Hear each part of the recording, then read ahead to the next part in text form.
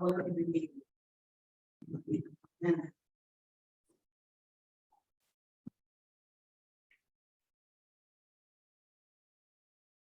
could literally spend every year, every Sunday, preaching on what we just heard. Exhausted. All things.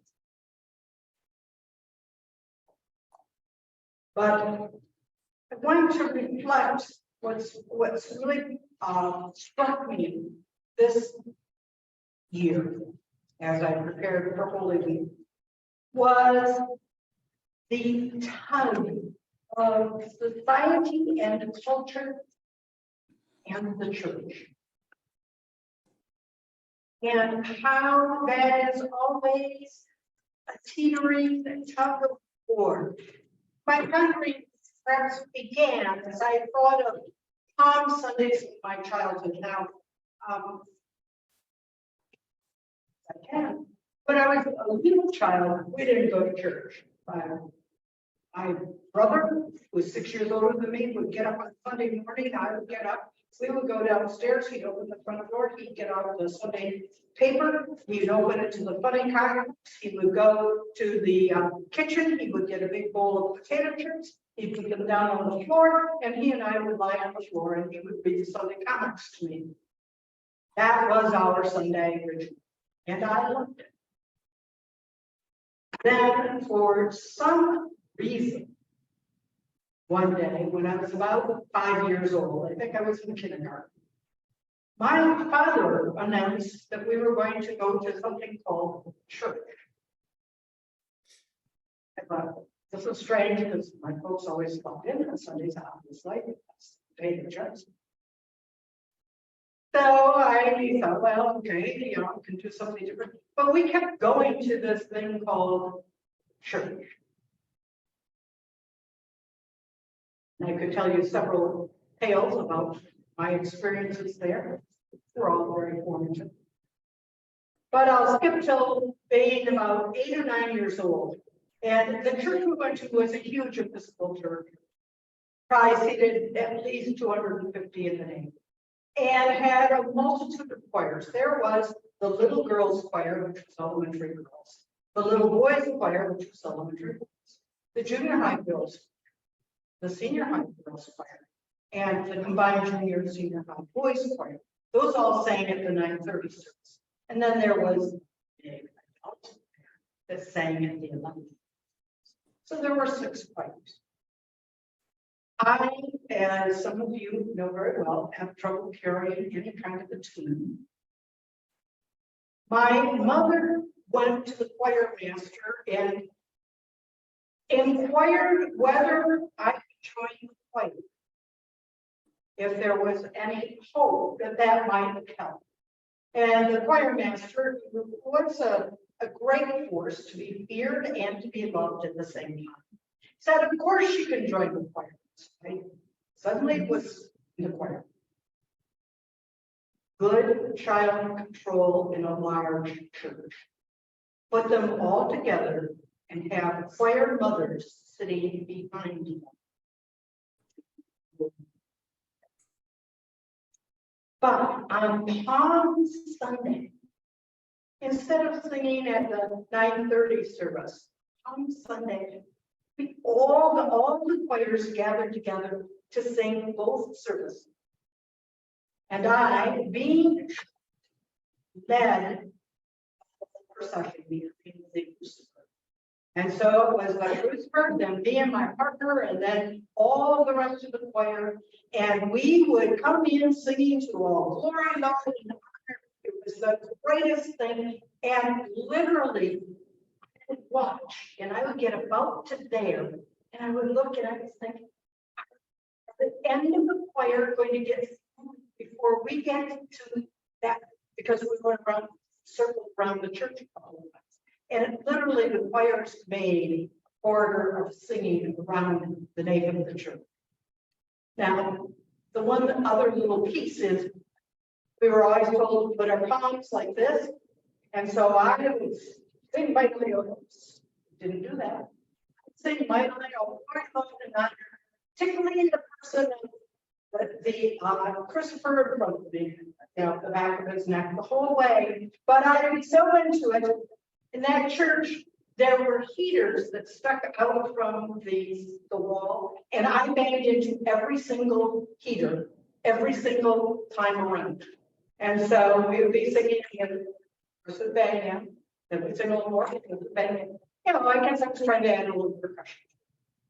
And then the anthem, I can still remember phrases from it from various years that we would sing all 6 choirs, 7 choirs together. And it was magnificent. And then they fed us breakfast between the 2 services, which was fantastic. Palm Sunday was a fantastic day. I thoroughly believed in that great victorious entrance of Jesus into Jerusalem. Did that every year in a very tangible, touching, real way.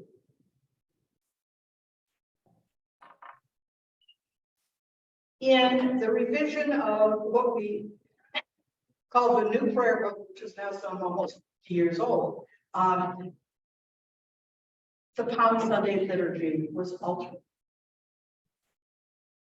to what we have today. I have a colleague, a good colleague, friend, who happens to be over at All Saints Pontiac, and he resists this change. Just this week, which is part of what got me thinking, he said, well, the church made a mistake. We need to keep Palm Sundays, the glorious Palm Sunday. I said, the world has changed. You see, when I was a kid, we could do that Palm Sunday because every single person that was in church on Palm Sunday would also be there on Monday, Thursday, and hear about the time that Jesus went after the Last Supper to the Garden of Gethsemane and how Jesus was betrayed there and arrested. And every single person that was there on Sunday and Monday, Thursday was also present on Good Friday, because from noon to 3, everything in town closed. And it was expected. Everyone was at church. And I remember that again because the good choir mothers would be there. Each choir had a different hour. It was a 3-hour service. So like the little kids sang 1 hour, the high schoolers had 1 hour, and the adults had 1 hour. And I remember going down to put our vestments on, and the choir mothers wiped off anything that was white on our vestments. No white could be showing them. The priests all had just the black cassocks on, and it was all very, very solemn, and we heard the gospel story. It's very, very sad. We were left pondering until when we heard the good news, Thursday and Friday, my God, and the glory of Easter arose. And just to make sure that we got that, every child put their Lenten mite box, which is a little box that you put offerings in, and brought that with fresh flowers. And they had a cross that was as tall as I am.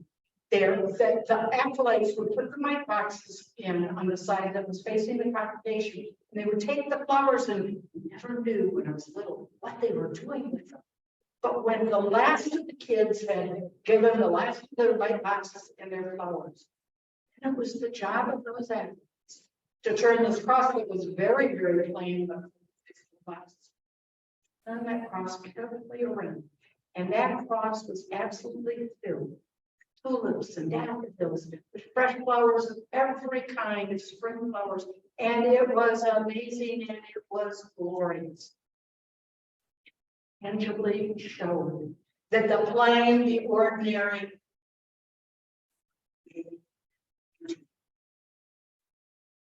so I knew that Easter is the central fact of Christianity. But I knew also that Easter came with a cost of Monday, Thursday, the cost of Good Friday. The cross that had started as Jesus confronted the powers that be. The cross that had started actually on Palm Sunday. It's not until an adult and reading theology that I began to understand all that was happening in the turmoil of the culture and of the people of Palm Sunday. And as Walter Wink says, that there were actually two processions that day into Jerusalem. Because as Jesus and his followers came singing, "All glory, Lord, and honor, Hosanna in the highest," laying down their coats and palms, branches, in a glorious victory celebration. At the same time, through other gates in Jerusalem, came the Roman soldiers, full of fear and concern, lest there erupt riots during this Passover. And they had been sent from all over the empire to Jerusalem to control the crowds. See, Palm Sunday, Easter, was a confrontation of cultures. Confrontation of, do we try to get along with the powers that be, which was what some of the religious leaders wanted. Let's negotiate with the Romans so that we don't get killed, but we kind of calm down our rhetoric. Or do we confront the invaders? Do we call to account those who are doing wrong? Hold people accountable for what they have done and what they are doing. Do we confront unjust power? Justice. Doesn't sound all too different from today, does it?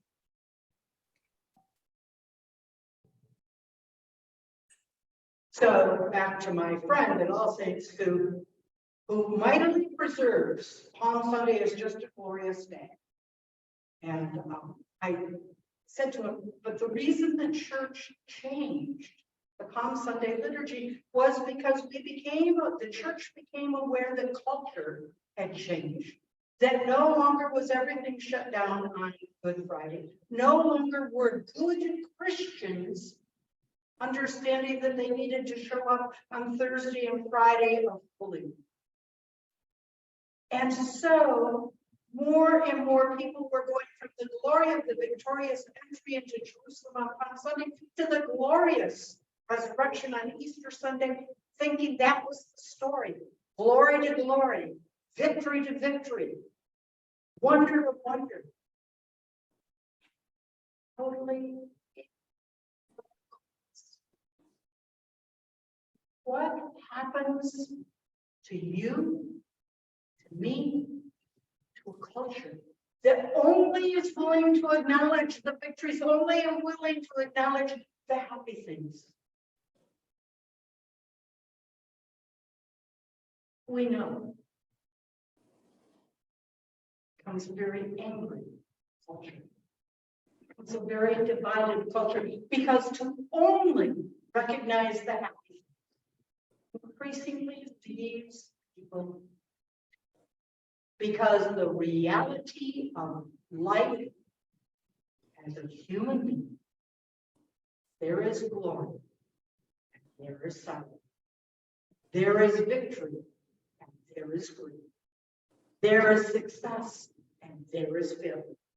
And if we adopt a culture that says we'll only pay attention to the victory, only the good, every person that experiences sadness or difficulty or sorrow is not only more deeply immersed in that without any support, but is also basically told to go hide somewhere.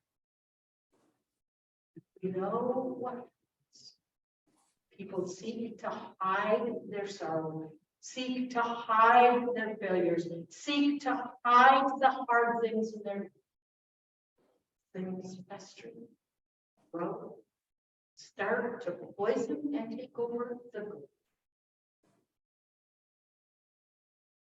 I would love to have the Palm Sundays of my childhood.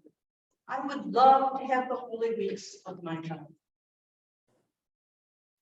But I don't live in that culture. The gas station closes, where all the grocery stores are closed, where my father comes home from work in order to pick us up to take us to church. That's not the culture we live in. And it was not the culture of the early Christians. The early Christians lived in a culture in which they were the minority, in which they were the ones that were different. And the majority of the culture went about a different set of business priorities. To the extent that it became expedient that Jesus should die, because Jesus threatened that culture. Jesus threatened that sense of safety and protection and perfection and happiness. Jesus.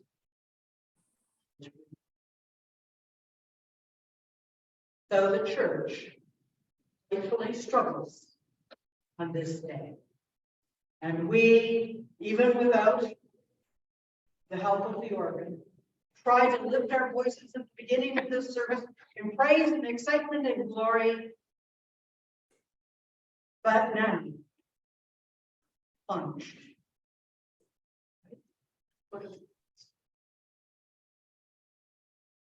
You